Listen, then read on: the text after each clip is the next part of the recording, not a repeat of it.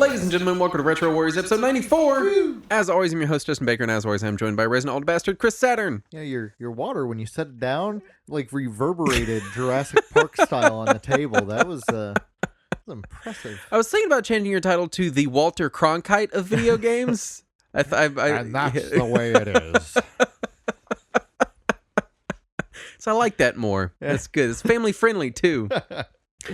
Saturn, we have patrons that give us money every single month because they love us and they're wonderful and they support us at patreon.com/retrowarriors. And I would like to give one of them a copy of Super Brothers Sword and Sorcery EP, which is a very good game. So please draw a name out of that hat so I can send them their video game. Okay. How about probably gonna mispronounce this, Chris Manchi? Chris Minochi? Sure. Okay, that one. I might have gotten it wrong there. Chris M. Yay! I want you to check your Patreon direct messages because I'm going to send you a copy of Super Brothers Sword and Sorcery redeemable on Steam through Patreon direct message. I would like to state I did pronounce Chris correctly. There you go. It's actually Tris, but I do. As a thank you for your... It's spelled Raymond Luxury Yacht. Continued... But it's pronounced Throat Warbler Mangrove. Support.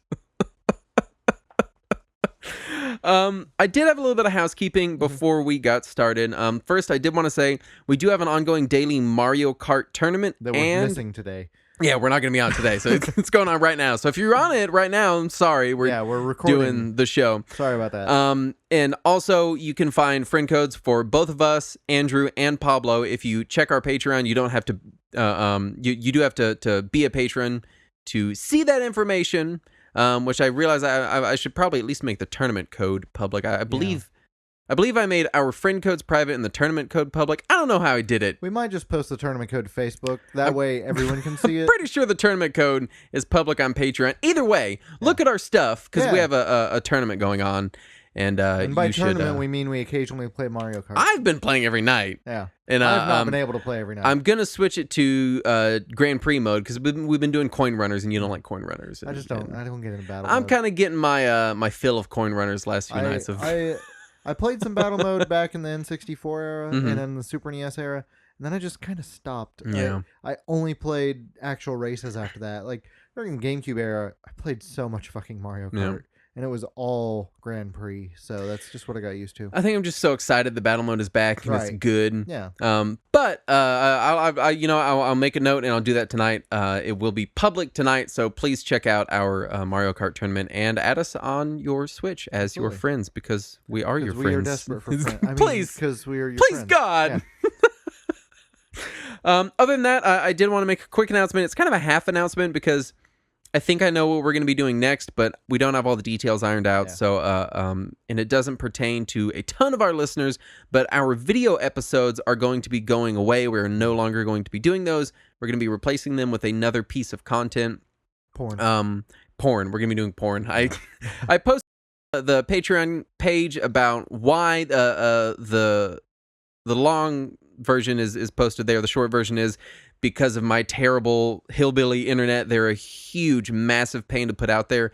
And because we're an audio-first format, most of our listeners are just that. They're listeners. Yeah. You know, they're not in it for a video version of the audio show. Right. Yeah, exactly. They're like, you're too ugly. Yeah, get off the camera. Nobody was signing up to see my quickly receding hairline.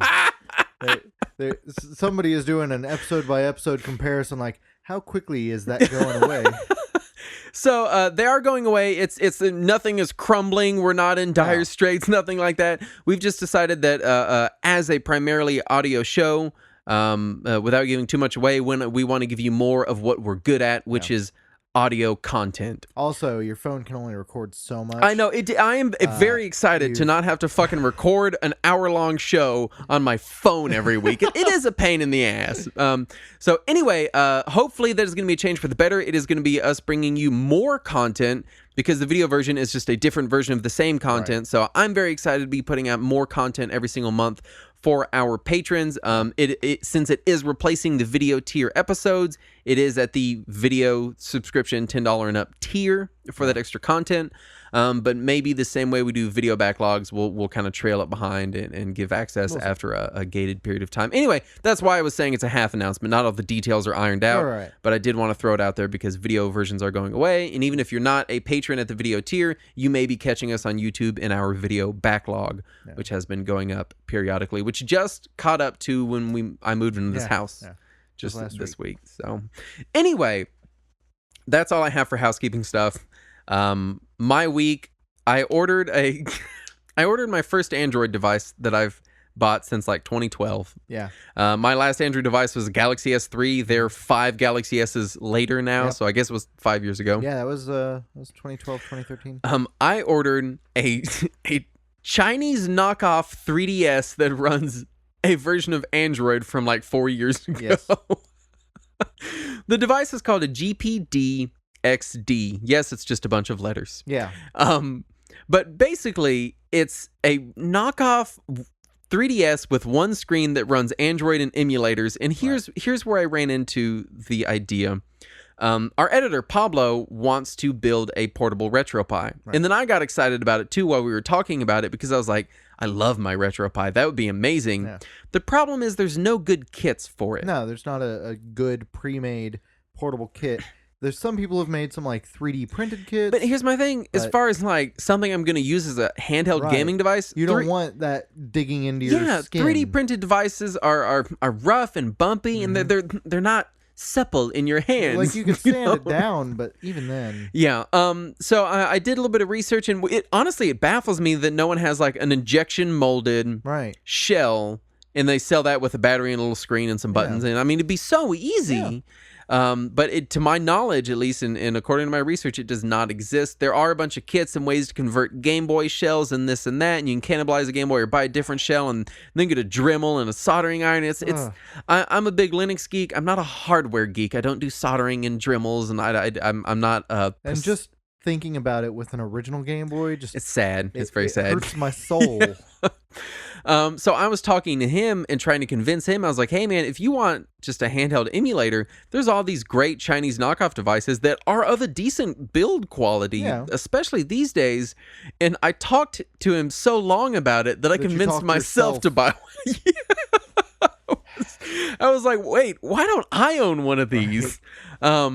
So I did read reviews. Retro Collect gave it a very good review. Nintendo Life gave it a very good review. A bunch of YouTubers gave it very good reviews. I'm excited for the device. Hopefully it will be here by next show because it is coming from China, and they got to get it over the wall and then all the way to America. It's a whole ordeal. There's a series of trebuchets. Launch it over. Just launch it. Yeah. But I'm really interested in the device, and I'm very excited to get it. It's basically a 3DS that is going to play emulators up through PlayStation and Dreamcast. So we'll pretty fancy. I know. I'm very excited for it. I think it was $184. So I mean, for what it is, certainly more expensive than building a Retropie thing, but not by much. No. I mean, a handheld portable one. Yeah, a handheld Retropie, you're probably looking at $120 to $150. You know, all the parts and batteries and everything. What do you like? Buttons? Yeah. It's got everything 3DS has. Okay. It's got 2 shoulders. It's got face, 2 joysticks, a D-pad. That's it. It's also a touchscreen, and apparently the DS simulation on it is very good. And it also has a really cool feature where it's a hardware button you press. So if you're playing an actual Android game, a mobile game, and it has those shitty touch controls, and there's not a way to do it with hardware controls, it doesn't recognize those. You press this button, it gives you an overlay, and you drag these little hardware buttons where you want them to press on the screen, and then voila, you're playing the game. A lot of Android controller emulators will do that. same thing basically. Yeah, that's pretty standard these days. But I'm mostly excited to play 8 16-bit stuff on it, maybe some PlayStation. I saw a way that you could take a Wii remote and play FF6 on any Android phone, or probably any of the Final Fantasy games, but specifically 6 because I was playing it at the time. Yeah, and you can just use that overlay thing and just tell it what touch inputs each button should do. Right, it's real nice.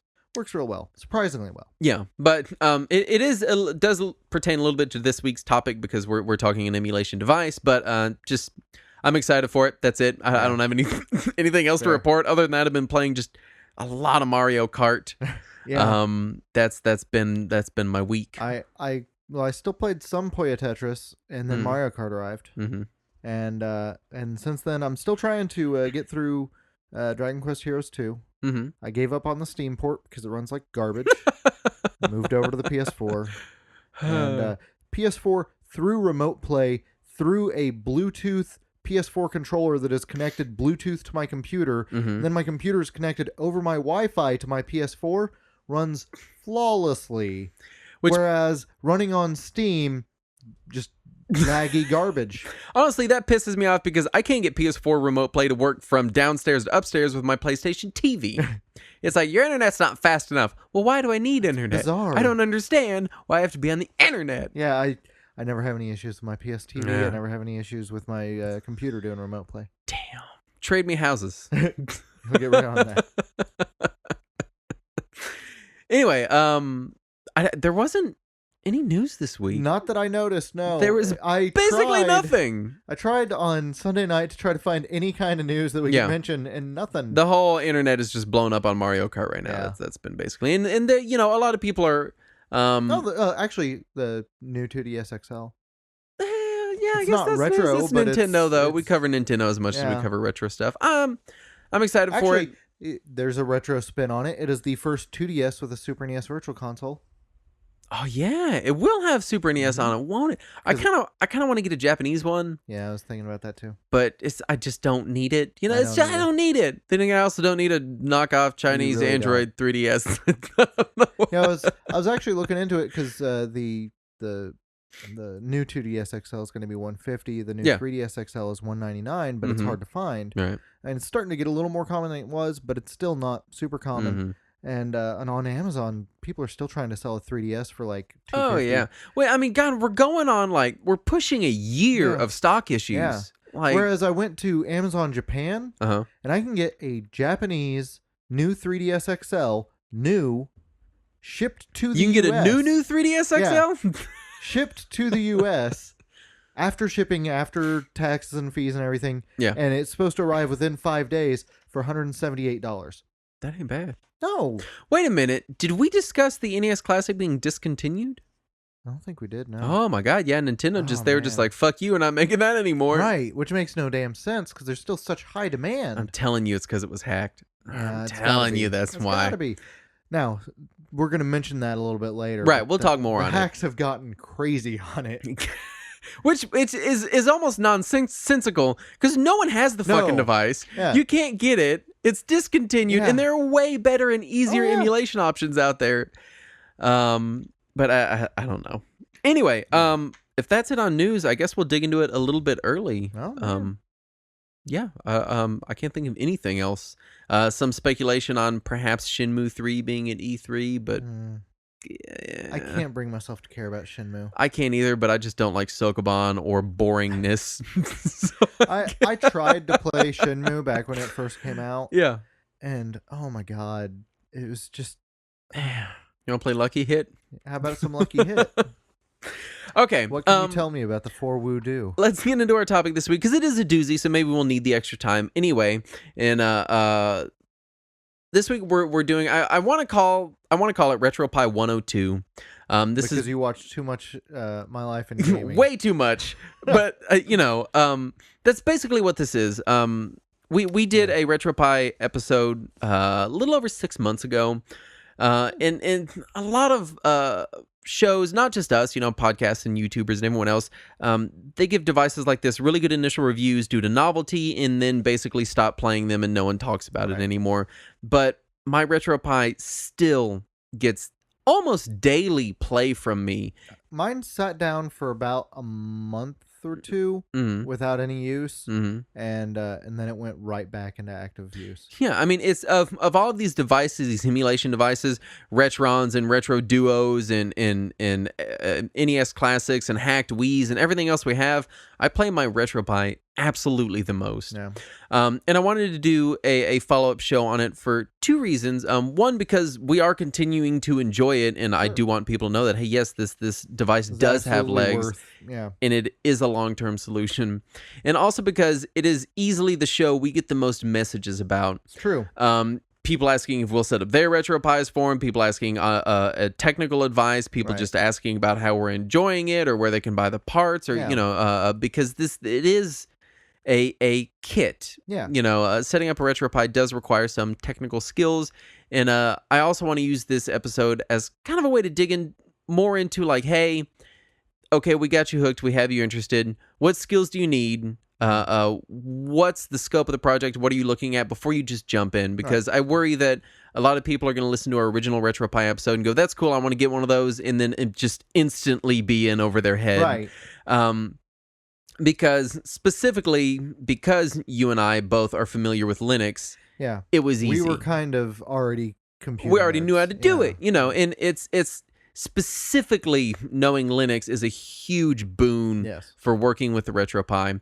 And granted, it is easier to fake your way through Linux knowledge today than it used to be. Oh, yeah. Because you can just Google search how to do X from Linux terminal, and you don't even have to go to a page. Google will just tell you the answer, followed by search results. But that is, I just wanted to give scope on, that is why we are doing a RetroPie 1 or 2, because we've gotten a lot of feedback on it, and because I do want to dig a little bit deeper. That said, I want to start with, honestly, just a really big list of tips for anybody interested in RetroPie, anybody who maybe bought the parts or tried to set one up or it didn't work or they're having issues. And my biggest tip, and this is the one thing that I end up recommending to every single person that messages me about the RetroPie, because it always ends up coming up, is read the wiki, and then bookmark the wiki, and then read the wiki again. And then love the wiki. read it 1,000 times. It is your RetroPie Bible. And an unfortunate truth about Linux geeks, and this does extend to the Raspberry Pi and the RetroPie community, is the second you ask any questions, the first answer is read the manual. Every single time. Or in modern era, read the wiki.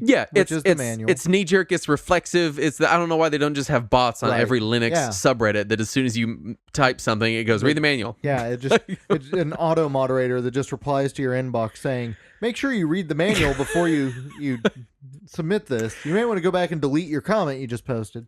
A lot of times the wiki may not have exactly the information you're after, but it's a jumping off point. It's a place to start. And everybody that answers your question is going to assume you already know all of the information on the entire the wiki, because when they randomly throw out some terminology and you're like, what does SSH mean? They're just going to sigh loudly into their computers. So hard that you can feel it from a continent away.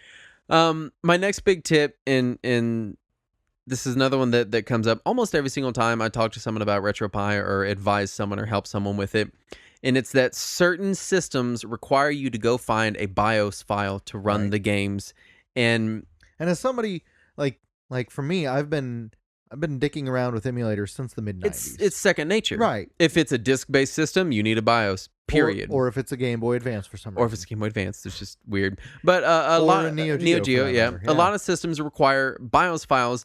Getting the right one and figuring out exactly where to place it is a pain. If you can't figure out where to put it, check the wiki. Look at that. Now, one caveat that I'll mention for that specifically, because we on this show talk so much about the TurboGrafx and the PC Engine, I do want to mention, if you want to play any PC Engine CD or TurboGrafx CD games on there, use the PC Engine version of the System Card 3. If you use the TurboGrafx version of the System Card 3, some games don't play nice.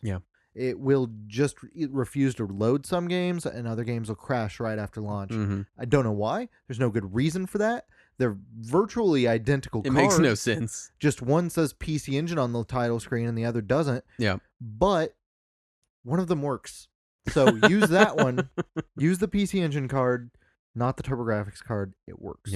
And this tip and the next tip are both just kind of general emulation tips in general. My next one is, if a game doesn't work, download a different version of it. Many times headers and other data can make ROMs incompatible. Again, you'll find that a lot in PC Engine games and PC Engine CD games. I've had multiple people that are like, some games work and some games don't. I just can't get this working. And it's straight up, hey, even if you have a ROM from 10 years ago that you've been using for 10 years, it might not work in this emulator. Get a different version. Now, also, with some of the particular emulators on the Retropie, specifically the N64 emulator, there's just a lot of incompatible games that don't play. Oh, yeah, absolutely. I would say like 30-40% of the N64 library, if not more than that, won't even start. And a lot of the rest of the library runs poorly. Like there's a couple of games they've optimized. Like Mario 64 runs smooth as butter. Well, yeah, the games that I'd say the most popular games seem to run fine. Even like Ocarina of Time has some stutter at times. Yeah, some games will seem to run fine, and then in certain menus or certain areas, it screws up. Yeah. But like the first one that I noticed that just will not load is Resident Evil 2. Because I tried to load that up on the N64. Beetle Adventure Racing runs terrible. I'm very upset. I can't imagine that wasn't their priority. I know. It's like you do Super Mario 64 and then Beetle Adventure Racing. Like that's how you do it. That's... No, I was really disappointed because I wanted to play through Resident Evil 2 about a month ago, and so I put the N64 version on my Retropie. Won't even load. Won't even go to a black screen. Just immediately crashes back to Emulation Station. So I'm like, well, what's the next best version? Well, the Dreamcast version. So I put the Dreamcast version on there. The Dreamcast emulator also won't play Resident Evil 2. So I had to stick with the shitty PlayStation version, and I'm so hurt by that. My next couple tips are kind of more they're more philosophical. They're more a little more general. Don't just download entire game libraries. And that is the first mistake I always make whenever I get back into emulation real hard, is I download every North American Super Nintendo game. And the parallelization of choice is real. See, it's a real problem. See, you and I think, approach this differently, though. Because you just were playing around with mine, and you saw that I have way too many games on mine. I will go through and cultivate an exact list of what all games I think I will ultimately someday want to play, and put just those on there. Which still ends up being like 100 to 200 games per system. But the thing is, I have that same parallelization of choice when I'm at the download website. Like, what games do I get? All of them. So it's going to hit me one way or another, whether it's on the system or on the website, or if I just walk into my game room and I'm like, what game am I supposed to play today? So I get hit with that no matter what. So I just dump them all on there. I also think grabbing whole libraries makes you fixate on games that don't work, when in reality, they're games you wouldn't play anyway. Because the first thing I always end up doing whenever I get some new emulator device, and it's going to happen next week with the GPD, I put 900 games on it, and I just start flipping through games. Does this work? Yeah. Does this work? Yeah. Does this work? Yeah. This doesn't work? I'm going to spend 9 hours trying to find out why I can't play Shaq Fu, because this is bullshit. You know, and it causes a fixation. You know, I have this is really abstract, but I've invented a mnemonic device for saving and loading states so that you don't mix up the buttons. Because on the Retropie, by default, it's select L to load and select R to remember your save state. And I would save your save state. I would always to save it. Yeah, I would always mix them up, so I remember it as load and remember, not load and save. Yeah, see, then it's L and R. See, I read your little mnemonic there, and then I immediately fucked it up because I was like, okay, so R. Remember. R is recall, so that's load. So fuck. So I immediately screwed that up. So for me, just L is load and R is not load because it's not L. So that's as much as I have remembered, and that has helped me get back on track. I've lost a bunch of progress a bunch of times early on in the Retropie from hitting the wrong, which is almost why, like, on the NES Classic, I enjoy that loading and saving states is such a hassle. Oh yeah. Because you don't accidentally it's rare once you figure out the weird button combinations to get everything going, which is kind of weird. Yeah, the one time I accidentally saved over my save state on my NES Classic was when I first got it, and it never happened again. But because it's such a hassle, you have to pay attention to it, and you don't do it so often. With this, it's just a button press. Yeah. Well, it can be if you use the hotkeys. Right. If you are a scanlines person, the scanlines on the Retropie are fantastic. They're easy to set up in the menus. It is a little bit confusing at first because they are part of another portion of the system, which is called shaders. So if you're looking to add scanlines to your Retropie, you want to add shaders. and you specifically want the CRT Pi shader, and it is good. And that'll work on any RetroArch based emulator. Right. Which means that it also works on ports like Cave Story. Really? So you I can didn't play realize the that. PC version of Cave Story With on scan lines. With scan lines. Wow. Last one, and this is a really big piece of advice I want to give to people because this is a hobbyist platform. This is a homebrewed Linux solution on a homebrewed hardware solution. Yeah. This is very much, I don't want to say it's janky or imply that it's unreliable, but this is not consumer grade hardware and software. Right. So once you have your system the way you like it, use PyBaker to back it up. Yes. So you can go back to your backup whenever your things get borked. It's also useful for making more Retropie clones. If you want to say, hey, I want another one for my living room, buy the exact same SD card, copy your stuff over. In case you want one in every room in your house that all have save files at different points in your game. It's great. But please, please, please back it up for the love of God. Yeah. Before we get into other stuff, Saturn, did you have any tips you wanted to share? I think that, I would mention, and I think I had put this in later somewhere, but I'm going to go ahead and mention it now. Use a wired controller. Yes, let's talk controllers on this thing. And I want to make special mention of this because I have given you hell forever about your avoidance of Bluetooth controllers. Right.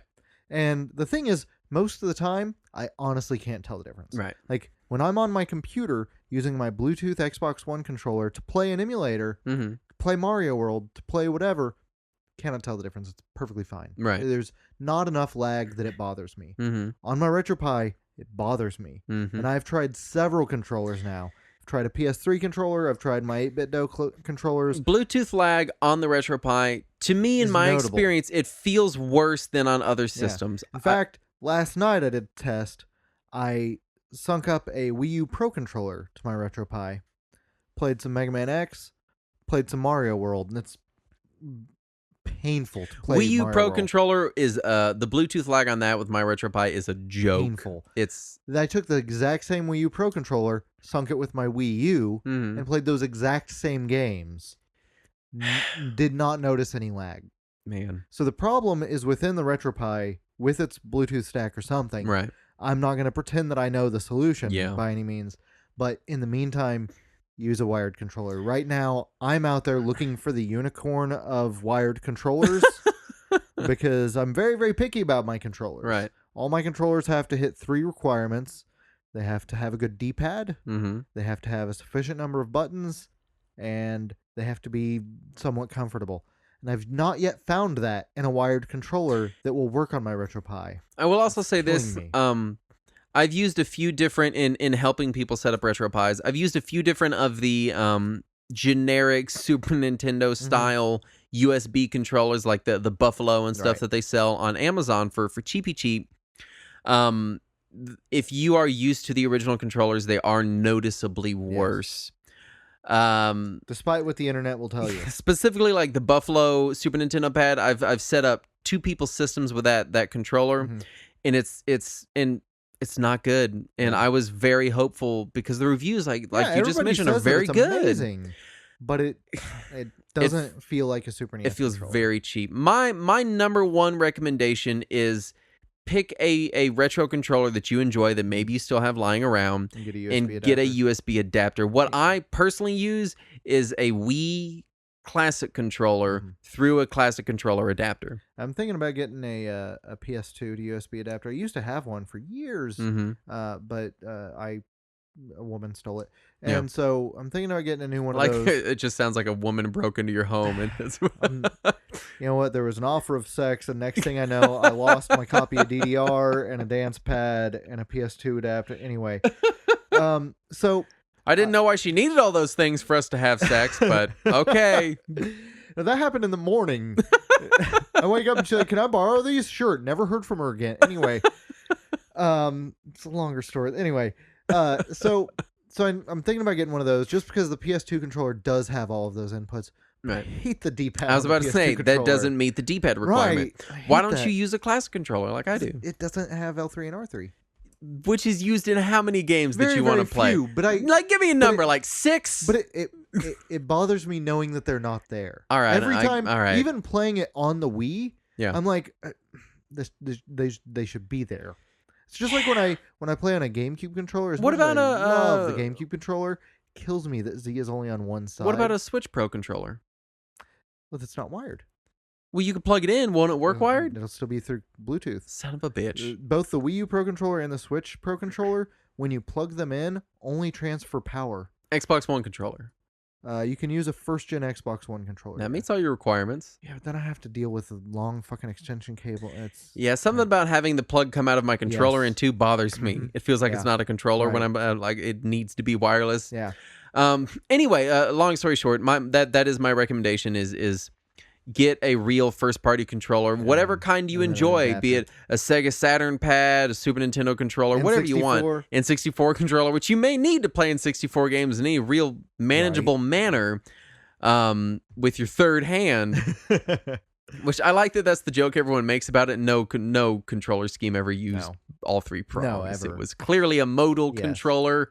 But let's just pretend you needed 3 I hands. am at this point looking into potentially getting a Retro Freak, and I'm sure we'll discuss that on a future episode if I do get it. But it comes with a controller adapter that plugs into the Retro Freak via USB that will let you use NES controllers, Famicom controllers, Super NES controllers, Genesis controllers, and PC Engine controllers. Which it's odd to me that is not an pre-existing standalone piece of hardware anyway, because that's the first thing I wanted is I was like, surely there's like a USB controlled deck somewhere you can get with like 5 different ports. It doesn't exist. You know, there used to be one that I had for my original Xbox, I think it was, that would let you plug in there was multiple different system controllers into one.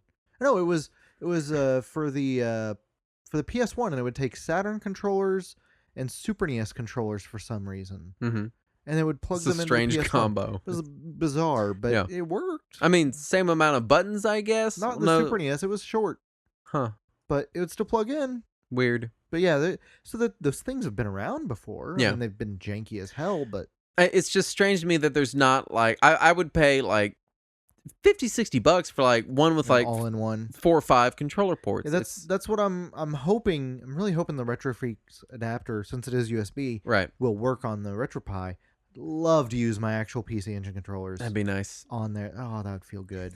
I've gotten very accustomed to my classic controller. Well, really, I use a classic controller Pro, so I get the feel of Super Nintendo controller, but with the ergonomics of one that's not going to kill my hands. You know, I loved the original classic controller when it came out. Me too. But as soon as the Classic Controller Pro came out and I used it a couple times, I was like, fuck that. Fuck that thing. With the weird, like, clippy thing on the back? Yeah. What was that about? I don't know what they were planning on so putting it could, there. like, go into a bigger controller? For years, I would try to defend that and be like, oh, they're gonna release a Rumble Pack for it someday. But no, there was nothing. There was never anything for it. No, to my knowledge, it never clipped into anything. I always thought that they were gonna like make something so you could clip the actual Wiimote on there and like hold that while the Wiimote could still point at That'd shit. be really smart. Because that could work as both a pointer and as it would weigh Rumble 9 Pack. pounds. Exactly, it would weigh 1,000 fuck pounds. But it would also make sense that the cord came out of the bottom of the classic controller if the remote was clipped on. Yeah. Then it would make sense that the cord is right there. That was suddenly that all does mind, make sense. In my mind, I thought that was the perfect solution, but nothing ever came from it ever. Yeah. So maybe like in that EGM we looked at on the Wii episode where they just had like a Wii remote jammed into the middle of a GameCube controller, which is totally what they did, right? But that's my recommendation is Classic Controller Pro and an adapter, which I think I paid all of $9 for. Also, the Classic Controller has a home button.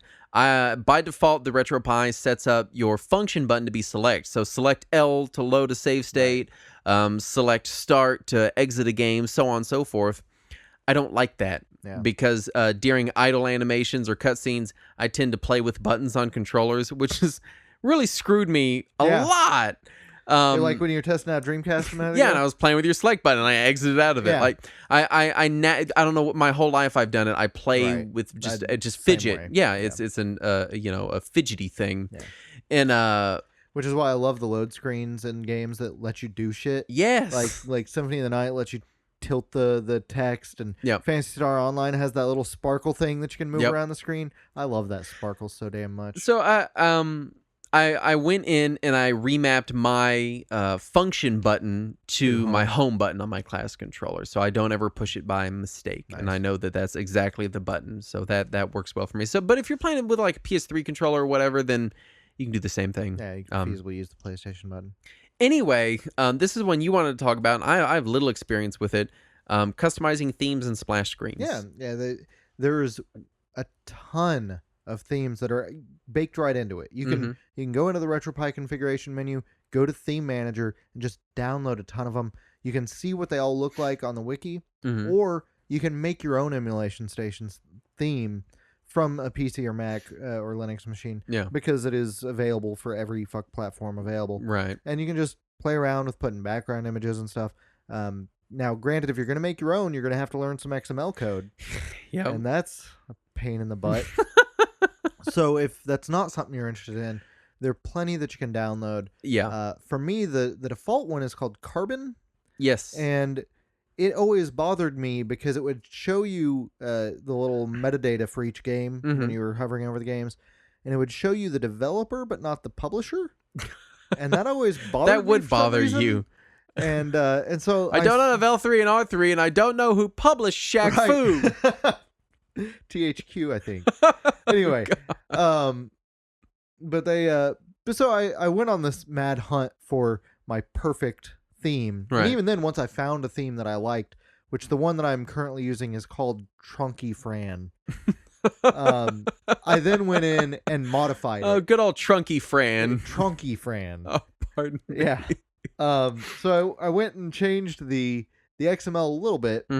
I modified some of the images for some of the systems, and I'm still going to go through and modify some others because, man, those are not even the real systems. Yeah, we were looking at it before the show, and like the Dreamcast is a perfect cube. Right. Like I don't know the Dream Cube, man. I don't know what kind of CG renderings they use for it. It's the Omeka Game Sphere.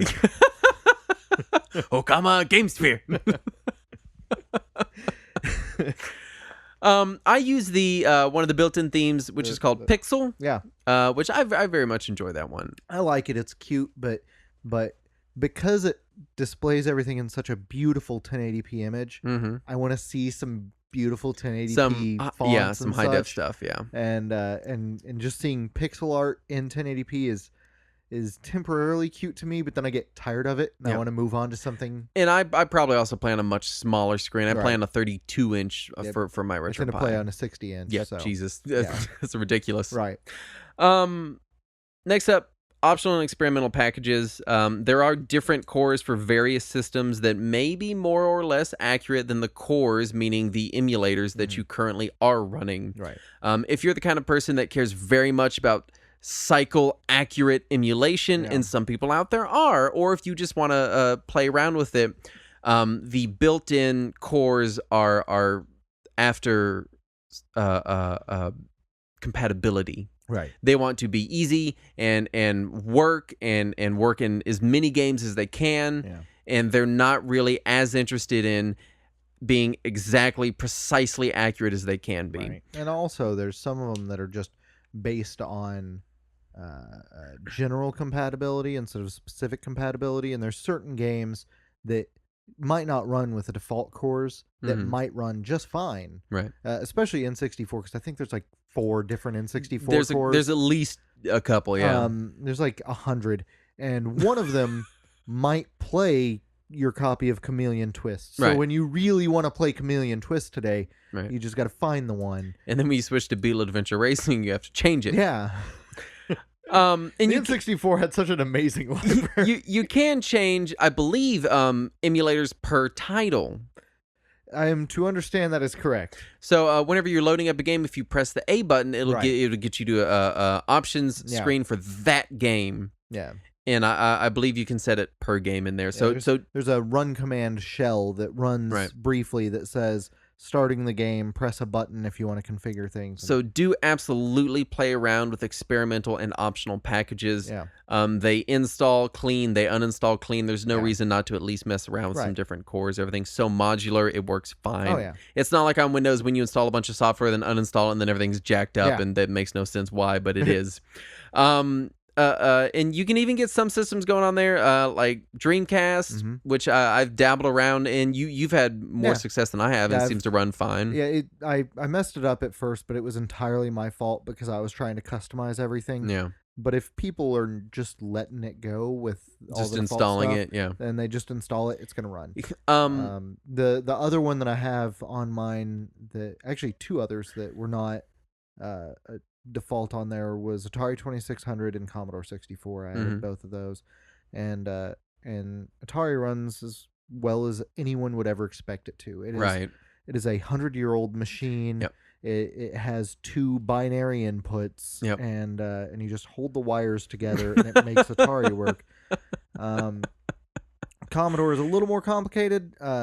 It does accurately emulate the system. It does not run through RetroArch, just like Dreamcast doesn't run through RetroArch. So you're minus some of those options. The C64 emulator is Vice, and it does have some of its own options that are very similar. Specifically, it has a fast forward option, which is really, really important because it emulates everything at perfect speed, including loading your game, including loading your disc or cassette based game, which means that it takes forever. Right. And finding disc images of Commodore games is difficult because back in the day, everybody that pirated Commodore games put loaders or trainers at the beginning of the game with their hacker community's logo at the beginning of it, which makes it infuriating when you finally find the game you want and you have to listen to this like 3-minute load screen of this dude talking about how amazing his wang is, and then the game crashes because his loader ruined the compatibility. Yep. So you never get to play Beachhead. You just get to see this guy's shitty splash screen. Dreamcast ISOs, I've noticed, have that shit a lot. Some It's Dreamcast like, games here's do that 15 too. seconds of some garbage 90s pop song that we're all really into right now. I don't know why that was a thing in the 80s and 90s, but I'm so glad it's dead now. Have you had any success with getting Sega Saturn games to run? No, I haven't even tried. It uses Yabusa, something Yaobuse, white. Yeah, whatever it is. It's the Japanese one. It's basically the only Sega Saturn emulator SSF out there. works. Oh, really? I don't think it works on Retropie, but it works on Windows. It's out there. SSF is what I use at home. Yabayuzi or whatever the fuck the other one is called. I have heard good things about it, but I've never been able to get it to work on my computer, so I didn't even bother to try it on my Retropie. Other than that, I still am having ongoing issues with PC Engine CD games. I don't know what I have very, screwed very up. picky about its ISOs. Yeah. And all the ISOs that I ripped of my own games will not play. Well, then that's my problem, because all of my ISOs are your ISOs that I copied. I had to go and re-download all the games that I own, which is so frustrating to me. But once I downloaded them and put the downloaded copies in there, run great. Next up, we have Universal XML Scraper and Screenscraper.fr. Yeah, okay, so there is a program on Windows now called Universal XML Scraper. It is something you can download. It will then SSH into your Pi, and it will see... What? Yeah, it will see all of your XML files for Emulation Station. Yeah. And it will remotely scrape everything based on MD5 hash signs of every ROM that you have. Is it more accurate than Self-Scraper? Not only is it more accurate, but it scrapes from a different source, screenscraper.fr, as opposed to the games DB. Okay, let's step back and talk about scraping for a second, because this is weird verbiage and it may be confusing people. Yeah, this people. is a super deep topic, and we probably should start with the basics. So basically, whenever you put a game, a ROM on your system, it sees the ROM. It can recognize, hey, this is Super Nintendo ROM. Right. Because it's in your Super Nintendo folder, it has the right file type, and then the name of it is just whatever it is. So Super Mario World brackets, Steve Rules in brackets UJ, whatever the file name is, right. And it has no other metadata attached to that ROM. Right. Now there is a built-in scraper. What a scraper does is it looks at the game, it compares it to a database, matches it up. Hey, this is Super Mario World, and downloads a default piece of cover art and basic And some information, metadata. description, Now, and publisher default, developer. Scraper that comes built into Emulation Station will only look at the file name. Yep. It does not know how to parse names. So if you don't have accurate spaces, it can't see It it. also can't parse any kind of punctuation. Right. Well, some punctuation. It can handle parentheses Hyphens, just fine. it cannot do. Hyphens are right out. F-Zero, X-Men, any Pac-Man, of that. Yeah. gone. So, basically, if you want a nice-looking Retropie system, you want to scrape your games because then everything's got cover art, it's got descriptions, it looks very nice pretty. and clean. It cleans up the file names. I love having box art and stuff. Yeah. Now this one that I found recently that I'm talking about. Yeah. This other website that it uses as its database rather than the GamesDB, they have cover art as well as high definition logos, which is either from the cover or from the title screen or wherever has the nicer logo for the game, as well as sample screenshots.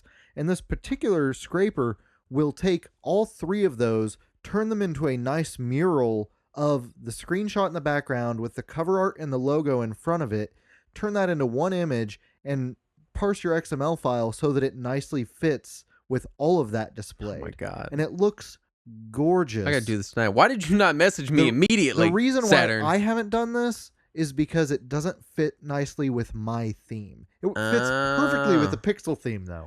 Oh, thanks for telling me. Thanks for telling me, Saturn. Yep.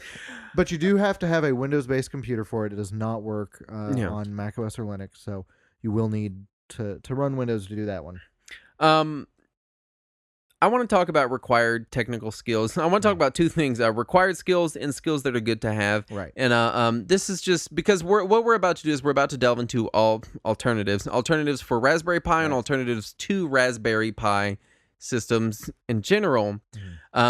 Because basically, if you're into retro gaming, I want you to play ROMs. I want you emulating stuff. I want you exploring it because let's be honest.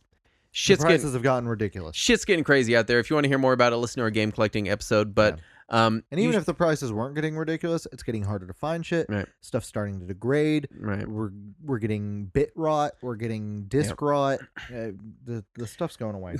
So I want and there are enough options out there that. And I would say that we can't trust companies like Konami to re-release shit, but Bonk's Revenge is coming out on Wii U apparently they're going week. crazy with it. I don't know. Gradius 5, Suikoden 1 through 4, all available on Metal PS3. Gear is canceled, but here's Bonk on Wii U. Right. Suikoden 4 just came out on PS3 like a month or two ago. What the hell? Like I don't even know when it happened. I just happened to be looking the other day and it was available. But if you wanted to build a Retropie, this is you may have something you want to add to this, but required skills to build a Retropie, you need to be familiar with SSH. I wouldn't say you need to be, but it really helps.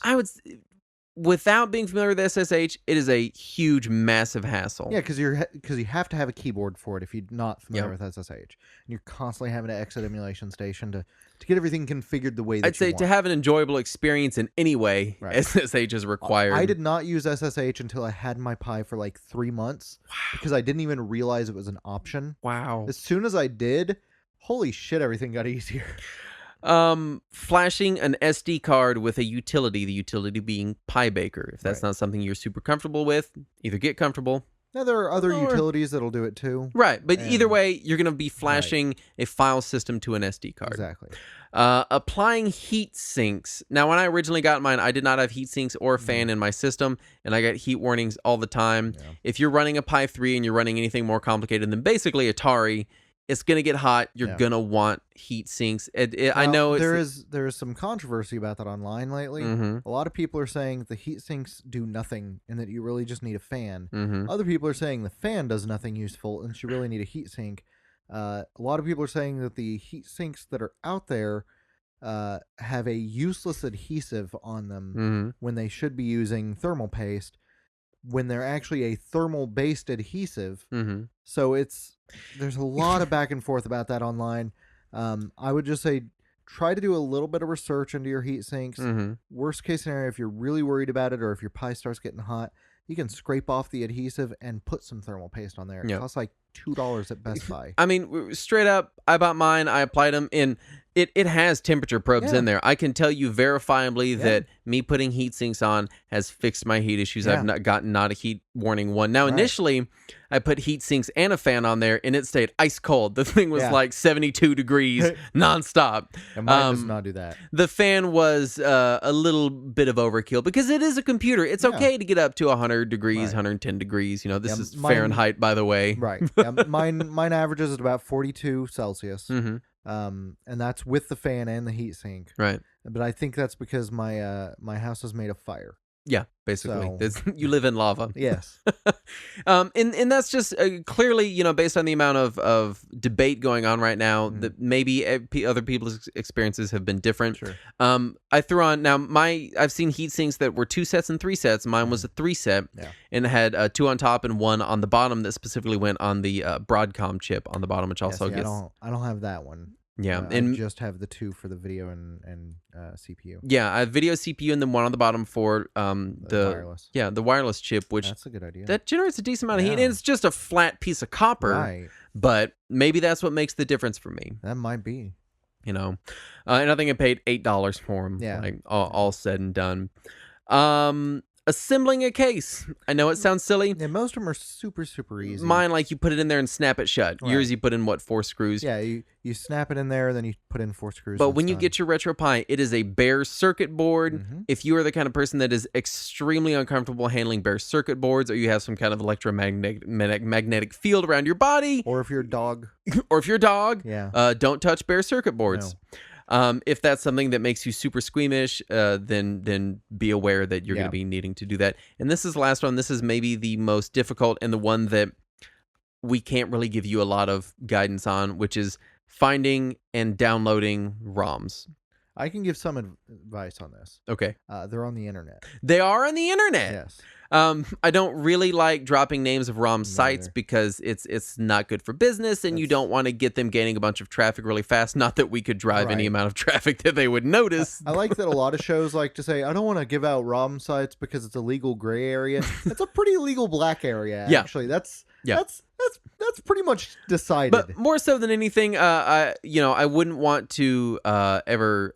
It's one of those things where it's like a Fight Club scenario. Right. The first rule is you don't talk about it. Yeah. Everyone knows where to find it. Nobody tells anybody where to find it. If you have Google and you know the word ROMs, then you can find it pretty quickly. I can tell you a ton of websites to find them in 1998.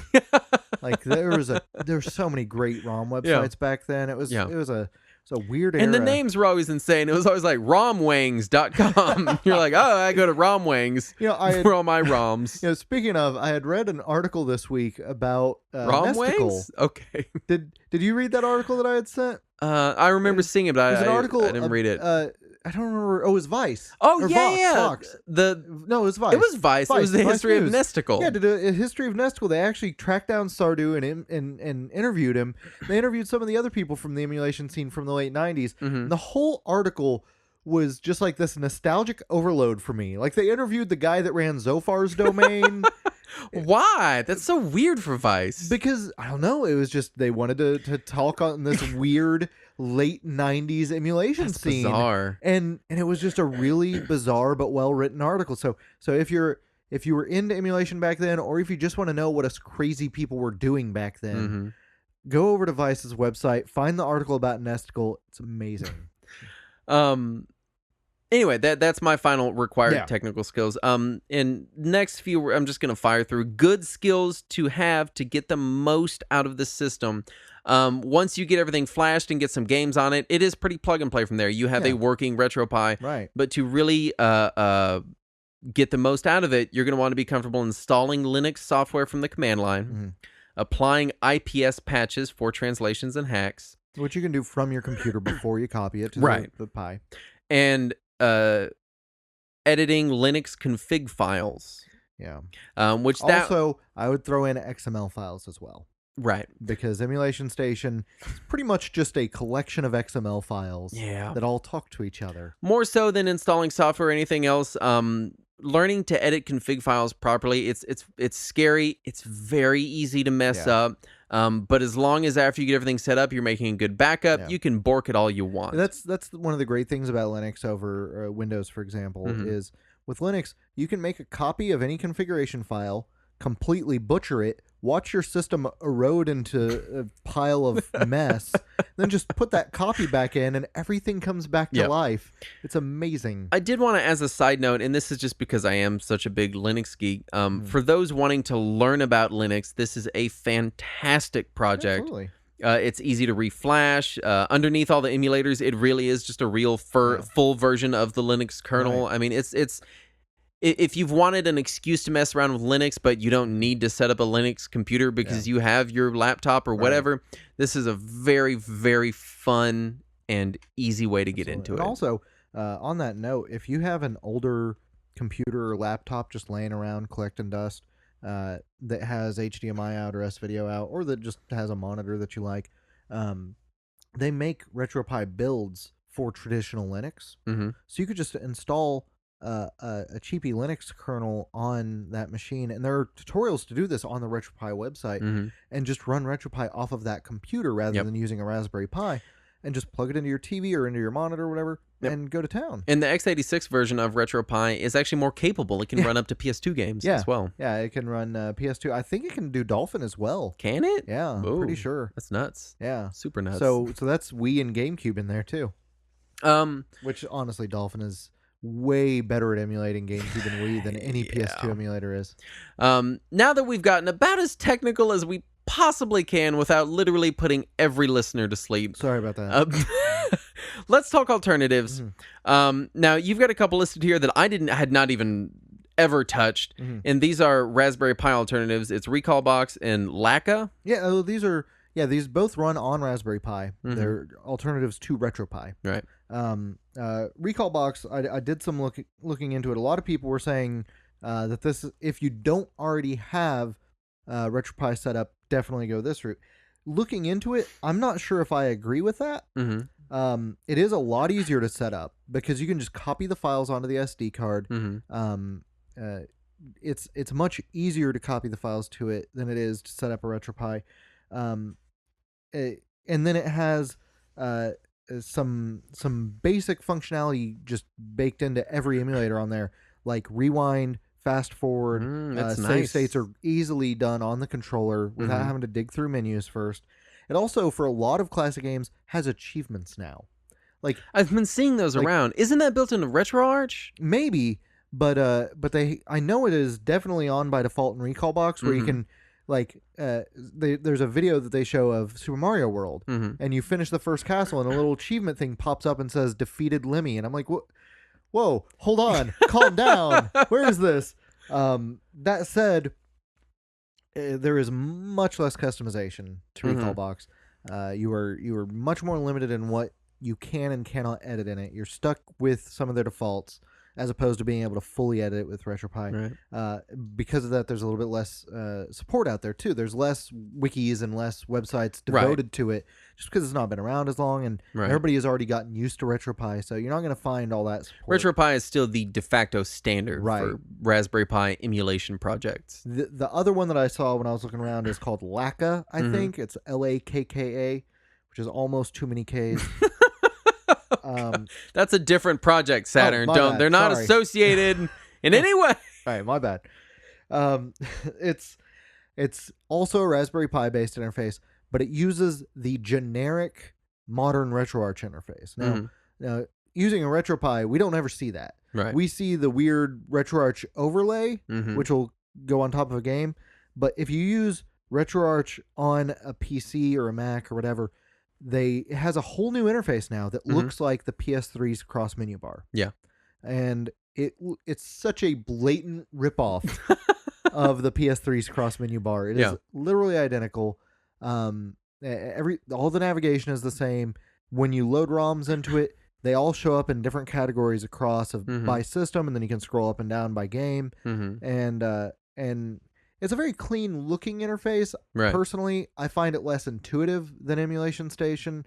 Also, you can't get box art, and I think you can, but everything. It's not quite as clean to me. Right. I still prefer Emulation Station, Mm. but if you're looking for just a really low customization, real basic functionality emulation box, Laka will just get you RetroArch, so you only get the emulators that support RetroArch, but it is the newest version of everything, so it is fairly clean as far as that goes. And I mean, this sounds like a good alternative for people that are like, yeah, I'm comfortable putting a little board in a thing and then flashing an SD card. I don't want to be editing config files and shit like that, though. Yeah, if you're not wanting to do any of that, if you're just wanting to put ROMs on it and then deal with it, right? That is the way to go. It is a simple, basic interface. For me, it feels a little more like a step back because you're not getting all the metadata and everything. You might be able to, but I mean, a well scraped Retropie is it's a great really experience. Nice looking machine. It's very, very nice. I would say it is similar to the presentation you're going to get out of an NES Classic. I would say far superior, depending on how you have it set up. Yeah. This next one is mine. I did want to give an option out there for people who are like, hey, I don't really want to do a hobbyist computer platform. And we've made this recommendation before, but I cannot recommend it enough. That is the Nintendo Wii. Yeah. The Nintendo Wii. Or Wii U. Or Wii U. Yeah. Both are extremely easy to hack. Yes. They support component. The Wii U supports HDMI. They're able to output a traditional classic CRT 240p signal. The Wii is, not the Wii U. Yeah. And chances are you have one laying around your house anyway that you haven't touched in 5 years except to play Wii Bowling that one time, and Wii Bowling will still work after you hack it. Yeah. And there's plenty of, not only can you feasibly play like virtual console games, which again, legal black area, right?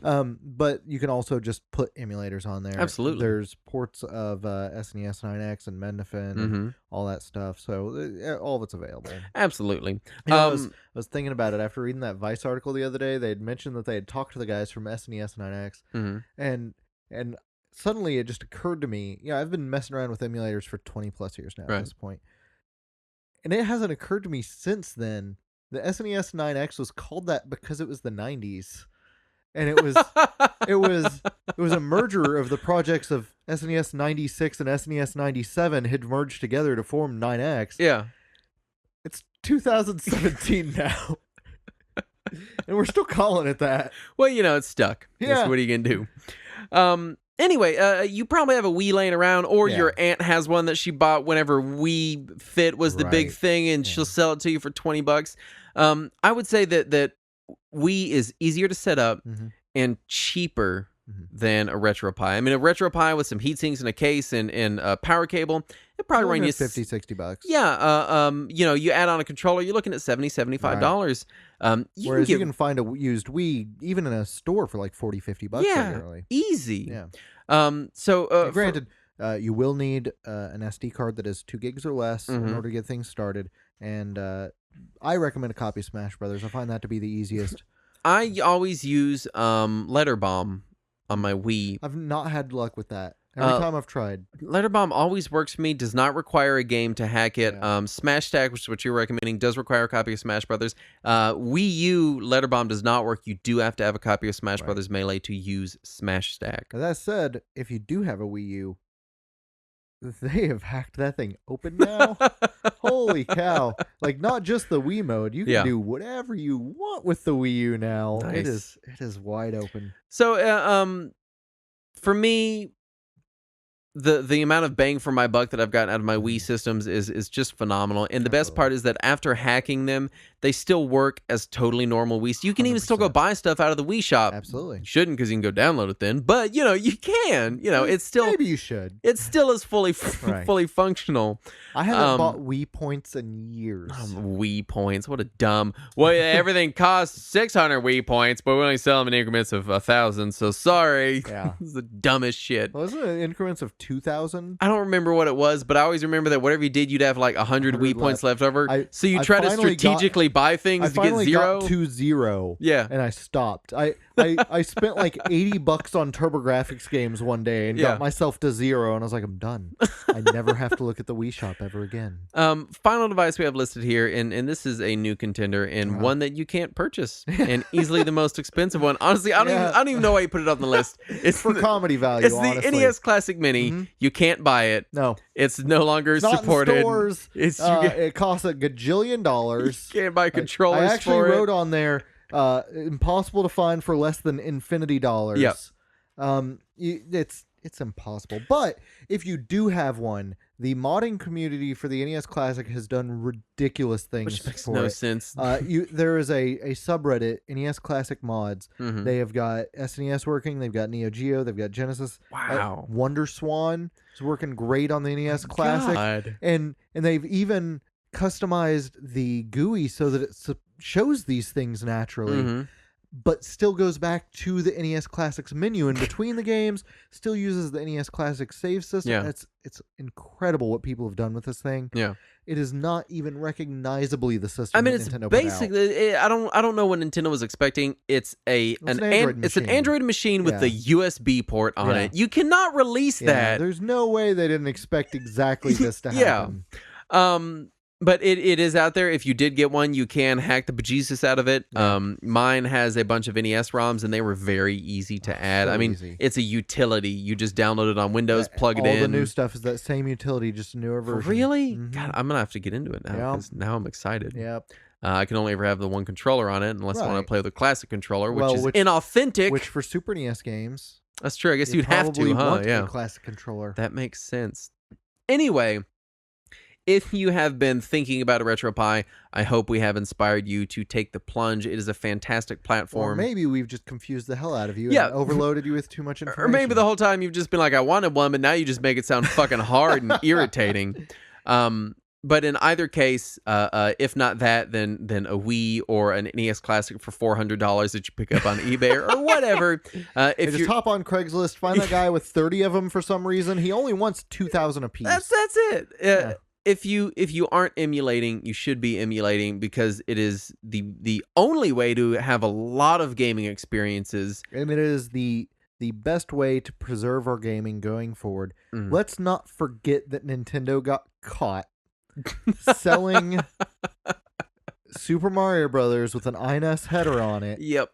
It's not, they for decades Nintendo came after emulators and emulator authors and ROM distributors and talked about how they were committing horrible acts of piracy and destroying the Watering industry. down our brand. And then when they released the Virtual Console for the Wii, the Virtual Console games have ROM headers from the internet.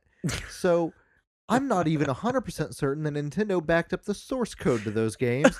They might have had to take them from the damned internet. And honestly, what worries me about that is less that they did it, and more so that Nintendo, more than any other company, any other game company, appears to treasure their history the most. And for them to not have this shit, Right. What are these other companies? They probably no one probably has anything. No. I know certainly Konami doesn't have anything. Where'd they get the bonk ROM, Saturn? Emu Paradise? Yeah, of course they got it from Emu Paradise. No, when the Silent Hill 2 or the Silent Hill HD collection came out on PS3 and 360, Silent Hill 2 got so butchered. Yeah. Just horrible. The fog didn't continue the whole screen. It would just cut off at one point. So it'd be like foggy, perfectly clear in the distance. and one of the signs, the Welcome to Silent Hill sign, they couldn't find the original art asset, so they replaced it with Comic Sans in a horror game. That's what was supposed to be so scary, Saturn. But the thing is, when the developers of the HD port were asked, they answered honestly, Konami lost the source code. God. They don't have it anymore. They gave us a copy of the PC version of the game and said to work off of that. It's sad that we're in a state that piracy is the best way Preserving to our games. preserve games. But that's where we are right now. And luckily, the upside to piracy and emulation is that it's available to everyone equally. Everyone with an internet connection anyway. Right. Yeah. But and a halfway decent computer. Yeah. Yeah. Anywho, I hope this wasn't too dry and technical. I hope we didn't bore you to death. Yeah. Next week we'll do something more fun. I don't know what, but it will be a thing. It'll just be an hour of us reading Linux command line. Yeah, next week I'm just going to read my whole RetroPie config and just aloud. Character by character. Open curly brace. Oh, speaking of curly brace, get Cave Story on your Retropie. I'm gonna have to now. It is compatible. Download it to it. It plays beautifully on the Retropie. It's just, and you just take the original free PC game, because let's remember, Cave Story used to be free when it first came out, along with the free English translation or whatever language translation you need. Just put it on your Retropie. It plays beautifully. It's a great interface, and one of the characters' names is Curly Brace. Anyway, please do go check out our stuff at retrowarriors.net. This week you can read a retrospective on Super Mario Run by our Classic Corner host Andrew Derry, entitled Super Mario Run Shine, which I didn't get till I read it out loud earlier today. Which is such a beautiful little play on words there. You can also find us at patreon.com/retrowarriors, where you can find all of our bonus content, our spin-off show Classic Corner, at least for another week or two, video episodes, early access to episodes, uncut versions of the show, and all kinds of fun goodies there. So please do go check us out. We would love to have your support. There are no nude pics on. There's no nude pics. That's the $100 tier and up. It's special. Not even pictures of us. No, they're just pictures. We didn't say it was us. Anyway, mostly Hasselhoff. Thank you for listening, and as always, let us clean together.